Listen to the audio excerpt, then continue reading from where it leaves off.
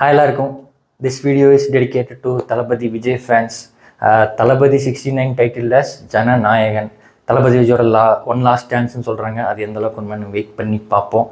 And எவ்வளோ நிறைய bus போயிட்டு இருந்துச்சு, என்னென்னா நாளை தீர்ப்பு அந்த மாதிரிலாம் டைட்டில் பஸ் போயிட்டு இருந்துச்சு. பட்டு சீக்ரெட்டாக வச்சு ஜனநாயகன் அப்படிங்கிற டைட்டில் அனௌன்ஸ் பண்ணியிருக்காங்க.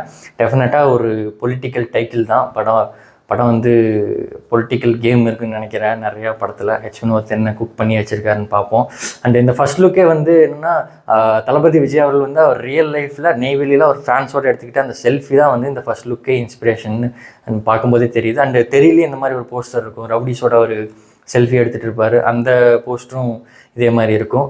அண்ட் அந்த டைட்டில் ஃபாண்ட்லேயே பார்த்தீங்கன்னா அவர் அந்த நெய்வேலி செல்ஃபியோட அந்த சில் அவுட் வந்து அந்த ஃபாண்ட் மேலே இருக்கும். அண்டு யாருமே எதிர்பார்க்காத டைட்டில் தான் டெஃபினெட்லி. அண்டு தளபதிஜி பார்க்குறதுக்கே அந்த ஜேடி லுக்கில் கூலர்ஸு, டெனிம் ஷர்ட்டு, இந்த காப்பெல்லாம் போட்டுக்கிட்டு நல்லா செம்ம கூலாக இருக்கார் பார்க்குறதுக்கு. ஸோ எப்படி இருக்குது, எப்படி வரப்போகுதுன்னு பொறுத்துன்னு பார்ப்போம். அண்டு பகவந்த் கேசரின்லாம் சொன்னாங்க. பகவந்த் கேசரியில் இந்த மாதிரி ஒரு சீனே கிடையாது. ஃப்ளாஷ்பேக்கில் கூட போலீஸாக தான் இருப்பார் தவிர இந்த மாதிரி ஒரு ஷேடே இல்லை படத்தில். மேபி ஃப்ளாஷ்பேக் மட்டும் மொத்தமாக தூக்கிட்டு வினோத் அவரோட இதை இறக்கி விட்டாரான்னு தெரியல. நம்ம இதுக்கும் வெயிட் பண்ணி பார்ப்போம் என்ன மாதிரி கண்டென்ட்டு. அண்ட் எப்போவுமே வந்து தளபதி விஜயோட ஃபர்ஸ்ட் லுக் வந்து அவரோட பர்த்டேக்கு, நியூ இயர், அந்த மாதிரி ஏதாவது ஃபெஸ்டிவலுக்கு சாயந்தரம் 6 மணிக்கு கவுண்டவுனோட அந்த பில்டப்போட வரும். இது சிம்பிளாக ரிப்பப்ளிக் டே அன்றைக்கி காலையில் 11 மணிக்கு விட்டுட்டாங்க. மேபி 6 மணிக்கு செகண்ட் லுக் வருதான்னு தெரில. அதுவும் வெயிட் பண்ணி பார்ப்போம். அண்டு ரிலீஸ் மந்த்தும் மென்ஷன் பண்ணல, அக்டோபர்னு மென்ஷன் பண்ணவே இல்லை. நிறைய ரூமர்ஸ் போயிட்டுருக்கு பொங்கல் போகுதுன்னு.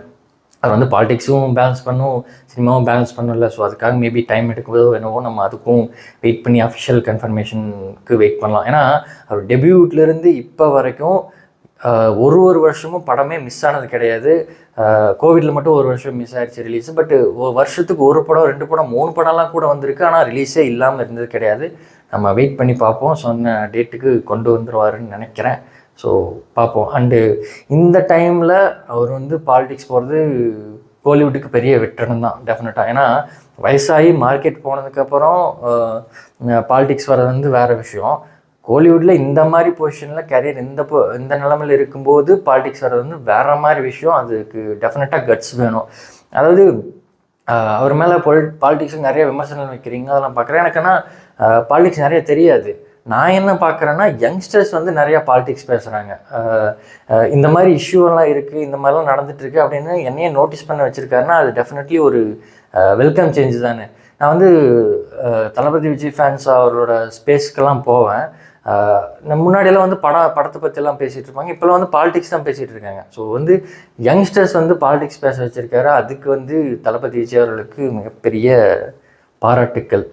ஸோ இன்னும் நிறைய பேசணும் போல் இருக்குது. அவர் வந்து நம்மளோட சைல்ட்ஹுட்டில் எவ்வளோ பெரிய பார்ட்டாக இருந்திருக்காரு. அவர் வந்து எவ்வளோ பெரிய இம்பேக்ட் கிரியேட் பண்ணியிருக்காரு. ஃபேனாக இல்லை ஆனாலும் அவர் வந்து எவ்வளோ பெரிய பார்ட்டாக இருந்திருக்காரு அப்படிங்கிறத பேசணும்னு ஆசையாக இருக்குது. அதுக்கப்புறம் வந்து அவரோட கன்சிஸ்டன்சி, அப்புறம் வந்து பாக்ஸ் ஆஃபீஸ் க்ரோத்து, அதுக்கப்புறம் அவர் ஃபேஸ் பண்ண நெகட்டிவிட்டி, ட்ரோல்ஸ், அந்த ட்ரோல்ஸ் எல்லாம் தாண்டி இப்போ வந்து எப்படி பீக்கில் இருக்கார். அதுக்கப்புறம் வந்து பொலிட்டிக்ஸ் என்ட்ரி, இதெல்லாம் பேசணுன்னு ஆசை.